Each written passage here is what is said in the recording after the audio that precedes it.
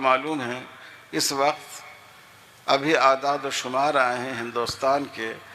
2 کروڑ وہ مسلمان جو ووٹ دینے کے مستحق ہیں، جن کی عمر 18 سال ہو چکی ہے،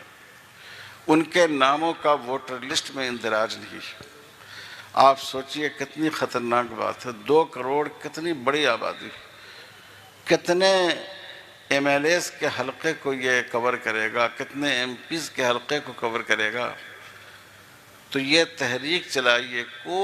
ہم میں سے کوئی آدمی ایسا نہ ہو، مرد ہو یا عورت ہو، جس کی عمر 18 سال کی ہو گئی ہے، وہ ایک قومی اور دینی فریضہ سمجھ کر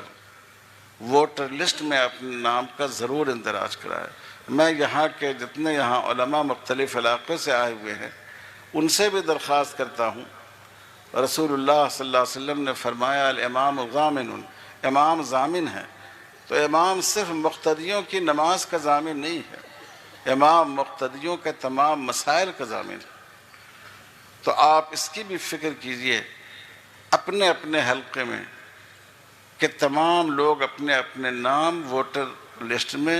درج کرا لیں۔ یہ ایک ہندوستانی ہونے کی حیثیت سے، اس ملک کے ایک شہری ہونے کی حیثیت سے بھی ہماری ذمہ داری ہے۔ اور سب سے اہم بات یہ ہے کہ ظالموں کے پنجوں کو تھامنے کے لیے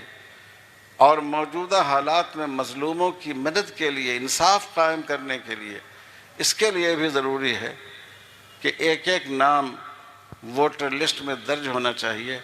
تاکہ بوقت ضرورت یہ کام آئے۔ میں آخر میں